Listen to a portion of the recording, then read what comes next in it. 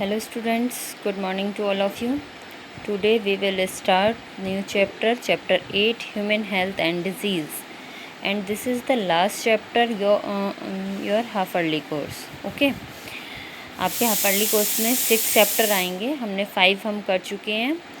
Chapter 2nd, 3rd, 4th, 5th और 6. ठीक है, 7 चैप्टर आपके कोर्स में नहीं है, तो अब हम 8th चैप्टर स्टार्ट करेंगे. ठीक है, अब देखिए 8th चैप्टर में क्या है आपका, ह्यूमन हेल्थ एंड डिजीज़. तो first of all we talk about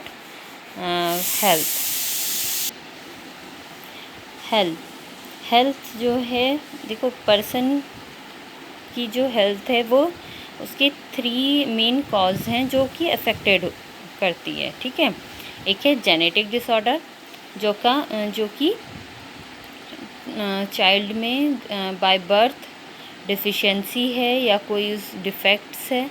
ठीक है, तो वो जो बाय बर्थ उसको मिल रही है वो आपका जेनेटिक डिसऑर्डर है. सेकंड है इन्फेक्शन और थर्ड है हमारा लाइफ स्टाइल में जिस तरह का हम फूड लेते हैं, वाटर लेते हैं, हमारा स्लीपिंग टाइम. ठीक है, तो वो सब हमारा इफ़ेक्ट करता है हमारी हेल्थ को. हेल्थ जो है, ये नहीं कहेंगे कि हेल्थ से क्या मीनिंग समझ रहे हैं कि एक हेल्दी पर्सन, सिर्फ हम ये नहीं कहेंगे कि अगर उसको कोई डिज़ीज़ नहीं है, अब्सेंस ऑफ डिज़ीज़ और फिज़िकल फिटनेस को हम सिंप्लीफाई ये नहीं कह सकते कि that person is healthy. Health का आपने पहले भी 9th में भी पढ़ा है कि हेल्थ क्या है, कि complete physical, mental and social wellbeing. ठीक है, अगर पर्सन जो है फिज़िकली भी फिट है, मेंटली फिट है और सोशल बिहेवियर भी उसका अच्छा है. ठीक है, तो तभी हम उस पर्सन को कहेंगे कि दैट पर्सन इज़ हेल्दी. अब आपका जो डिज़ीज़ आती हैं, डिज़ीज़ में आपके मेनली आपकी 2 टाइप्स की डिज़ीज़ होती हैं, है ना, infectious and non infectious. Infectious disease कौन सी होती हैं, जो कि ट्रांसमिट होती हैं वन पर्सन टू अनदर, वो कहलाती हैं आपकी infectious disease. Non infectious disease जो कि ट्रांसमिट नहीं हो सकती, जो किसी बैक्टीरिया, वायरस, ठीक है, इसके थ्रू ही आपका, या फिर आपके ऑर्गन फेलियर, ठीक है, ऑर्गन डिसऑर्डर, जेनेटिक डिसऑर्डर, ये सब जो आएंगी ये सब आपकी नॉन इन्फेक्शियस डिज़ीज़ आएंगी. ठीक है, कॉमन डिज़ीज़ इन ह्यूमन्स में आपका देखिए जो बिलोंग करते हैं बैक्टीरिया, वायरस, पैथोजन, हेलमिनथाइस, इनसे जो कॉज डिज़ीज़ हैं वो मेनली आपकी कॉमन डिज़ीज़ हैं पैथोजन्स, मतलब आपका ह्यूमन बींग्स में.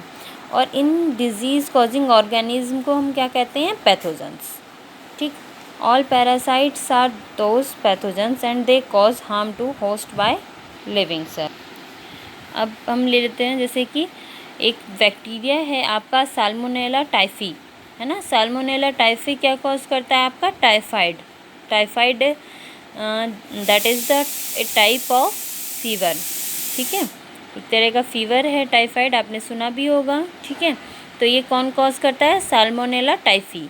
इस चैप्टर में देखो बेटा, डिज़ीज़ आप याद करेंगे और उसके जो आपका कॉजिंग एजेंट है वो उसका नेम आप साइंटिफिकली नेम ही याद करेंगे. जैसे कि टाइफाइड का कॉजिंग है आपका साल्मोनेला टाइफी, और इसको लिखने का भी आपको पता है कि बायोलॉजिकल नेम जब हम लिखते हैं तो एक तो उसको अंडरलाइन करते हैं, दूसरा जो उसका जीनस होता है, जैसे कि जो फर्स्ट नेम होता है साल्मोनेला, तो उसको हम कैपिटल लेटर में लिखते हैं. टाइफी जो आपका टी होगा वो आपका स्मॉल लेटर में होगा. ठीक है, चलिए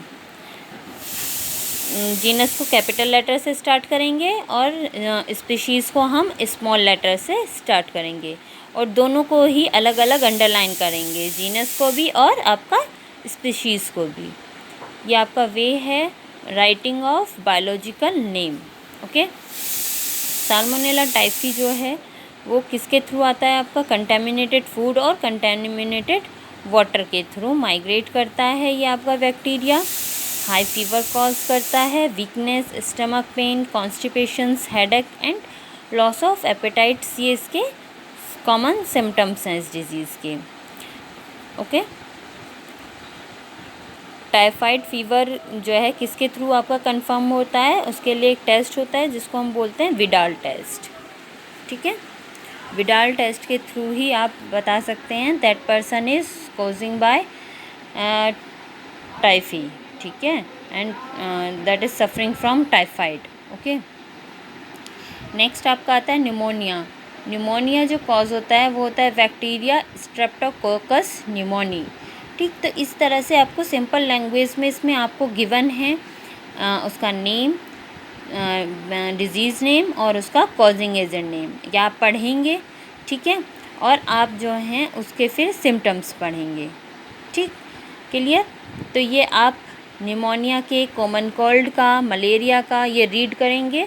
जो भी इसमें कुछ प्रॉब्लम होगी, नहीं आपको समझ में आएगा तो वो आप क्वेरी टाइम में पूछेंगे। ठीक है, तो ये आपका वर्क है कि ये आप यहाँ तक आप पढ़कर क्वेरी टाइम में पूछेंगे। नेक्स्ट वीडियो से हम आपका प्लाज्मोडियम की जो ये लाइफ साइकिल वगैरह है ये मैं आपको समझाऊंगी। ठीक, तो आप ये डिज़ीज़ एस्केलेरिस है, एलिफेंटियासिस है, रिंग वॉर्म है। ठीक, तो ये आप कॉमन डिज़ीज़ वाला जो टॉपिक है आपका इम्यूनिटी तक, ये आप पढ़ लेंगे और नेक्स्ट आप क्वेरी टाइम में आप पूछेंगे। Okay, thank you.